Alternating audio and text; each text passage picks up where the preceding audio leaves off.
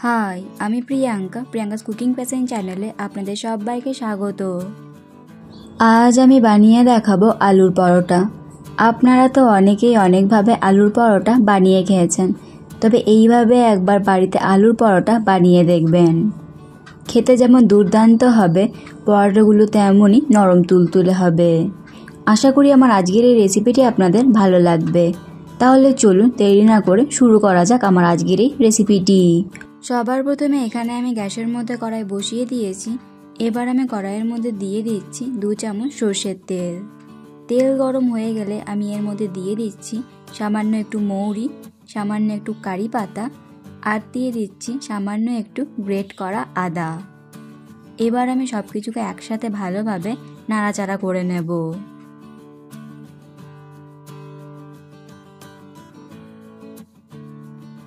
সব কিছুকে আমি ভালোভাবে নাড়াচাড়া করে নিয়েছি। এবার আমি এর মধ্যে দিয়ে দিচ্ছি একটা পেঁয়াজ কুচি। এবার আমি পেঁয়াজগুলোকে ভালোভাবে ভেজে নেব। আপনারা যদি এই রেসিপিটি নিরামিষভাবে তৈরি করতে চান তাহলে এখানে পেঁয়াজটাকে স্কিপ করতে পারেন। পেঁয়াজগুলোকে আমি এইখানে ভালোভাবে ভেজে নিলাম। এভাবেই কিন্তু পেঁয়াজগুলোকে লালচে করে ভেজে নিতে হবে। এবার আমি এর মধ্যে দিয়ে দিচ্ছি সেদ্ধ করে রাখা আলু। আমি এইখানে 3টে সেদ্ধ আলু দিলাম। আপনারা এইখানে নিজেদের পরিমাণ অনুযায়ী আলুটা বাড়িয়ে বা কমিয়ে নিতে পারেন। এবার আমি এর মধ্যে দিয়ে দিচ্ছি কিছু মশলা। দিয়ে দিলাম সামান্য একটু হলুদ গুঁড়ো, সামান্য একটু জিরের গুঁড়ো, সামান্য একটু ধনে গুঁড়ো আর দিয়ে দিচ্ছি পরিমাণ মতো লাল লঙ্কার গুঁড়ো। দিয়ে দিচ্ছি পরিমাণ মতো লবণ। আপনারা এখানে যেরকম পরিমাণের ঝাল খেতে পছন্দ করবেন সেই পরিমাণেই কিন্তু লঙ্কার গুঁড়োটা দিয়ে দেবেন। এবার আমি সব কিছুকে একসাথে ভালোভাবে মিশিয়ে নেব।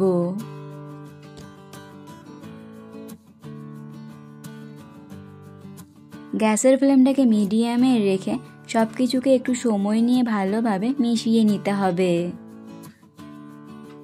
সব কিছুকে আমি ভালোভাবে মিশিয়ে নিয়েছি। এবার আমি এর মধ্যে দিয়ে দিচ্ছি খুব সামান্য একটু চিনি। চিনি দিলে টেস্টটা ঠিকমতো ব্যালেন্স থাকবে। আর দিয়ে দিচ্ছি সামান্য একটু গরম মশলার গুঁড়ো। আবারও আমি সব কিছুকে ভালোভাবে মিশিয়ে নেব। সব কিছুকে ভালোভাবে মিশিয়ে নিলেই তৈরি হয়ে যাবে আলুর পুরটা। এবার আমি আটাটাকে মেখে নেব। তার জন্য আমি বাটির মধ্যে নিয়ে নিচ্ছি এই বাটিটা মেপে 1.5 বাটি আটা। আমি এখানে 2 বাটি মতো আটা নিয়েছি, তবে 2 বাটি আটায় আমি দিয়ে দেবো না, 1.5 বাটি আটা দিলাম আর 1/2 বাটি মতো আটা আমি রেখে দিলাম, পরে কাজে লাগবে।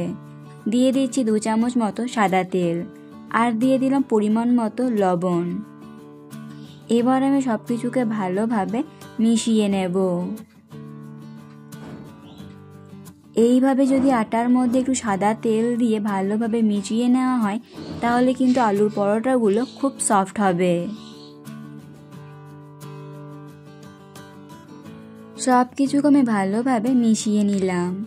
এবার আমি এর মধ্যে দিয়ে দিলাম আলুর মিশ্রণটাকে। এবার আমি আলুর মিশ্রণটার সাথে আটাটাকে ভালোভাবে মেখে নেব।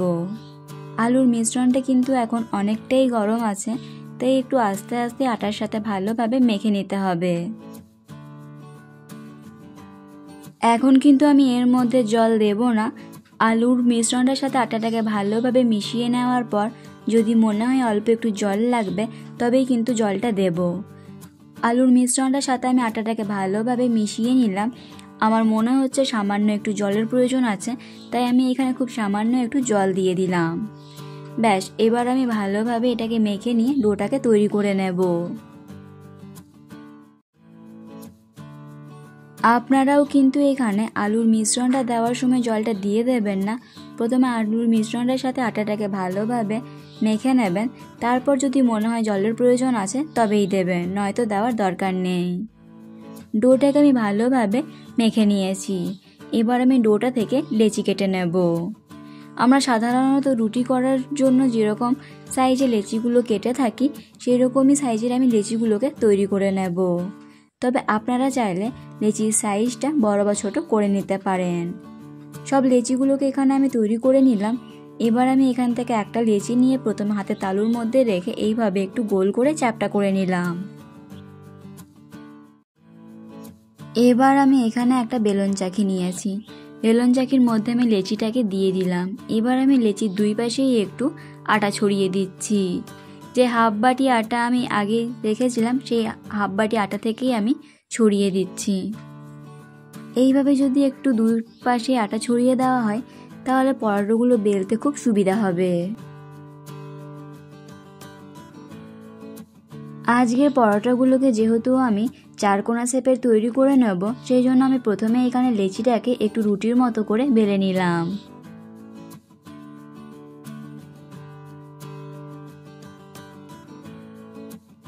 এবার আমি এই পরোটাটাকে প্রথমে দুপাশ দিয়ে ভালোভাবে ফোল্ড করে নিলাম। এবার আমি এইভাবেও দুপাশ দিয়ে ভালোভাবে ফোল্ড করে নেব। তাহলে কিন্তু চারকোনা পরোটাগুলো খুব সহজেই তৈরি করে নেওয়া যাবে।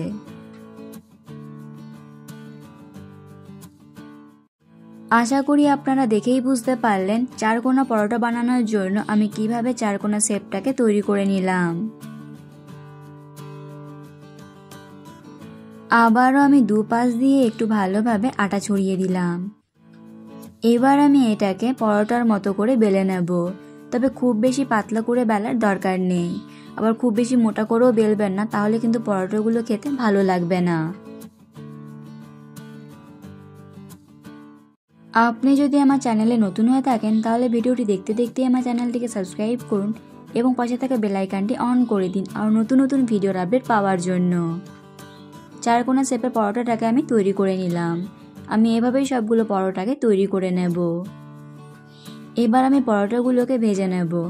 তার জন্য গ্যাসের মধ্যে একটা তাওয়া বসিয়ে দিয়েছি। তাওয়ার মধ্যে প্রথমে আমি পরোটাটাকে একটু ভালোভাবে উল্টে পাল্টে সেঁকে নেব। এই সময় কিন্তু গ্যাসের ফ্লেমটাকে মিডিয়ামে রাখতে হবে। পরোটাটাকে দুপাশে আমি ভালোভাবে সেঁকে নিলাম। এবার আমি সাদা তেল দিয়ে দিচ্ছি। এবার আমি উল্টে পাল্টে ভালোভাবে পরোটাটাকে ক্রিস্পি করে ভেজে নেব। একটু সময় নিয়েই কিন্তু পরোটাটাকে ভেজে নিতে হবে, নয়তো কাঁচা রয়ে গেলে খেতে ভালো লাগবে না। তেল দেওয়ার পর গ্যাসের ফ্লেমটাকে লোতে করে দেবেন। যদি গ্যাসের ফ্লেমটাকে মিডিয়ামে রাখেন তাহলে পরোটাগুলো পুড়ে গিয়ে শক্ত হয়ে যেতে পারে। পরোটাটাকে আমি ভালোভাবে উল্টে পাল্টে ভেজে নিলাম। আমি এভাবেই সবগুলো পরোটাকে তৈরি করে নেব। আপনারা দেখেই বুঝতে পারলেন এই পরোটাগুলো বানানো ঠিক কতটা সহজ। পরোটাগুলোকে তৈরি করে নেওয়ার পর আমি একটা প্লেটের মধ্যে সাজিয়ে নিয়েছি। আপনারা দেখেই বুঝতে পারছেন এই পরোটাগুলো ঠিক কতটা নরম তুলতুলে হয়েছে আর খেতেও দুর্দান্ত হয়। বাচ্চা থেকে বড় সবাই খুব পছন্দ করবে। এই রেসিপিটি আপনাদের কেমন লাগলো অবশ্যই কমেন্ট করে জানাবেন। ভালো লেগে থাকলে লাইক এবং শেয়ার করবেন। এরকমই আরও নতুন নতুন ভিডিওর আপডেট পাওয়ার জন্য প্রিয়াঙ্কাস কুকিং প্যাশন চ্যানেলটিকে সাবস্ক্রাইব করতে ভুলবেন না।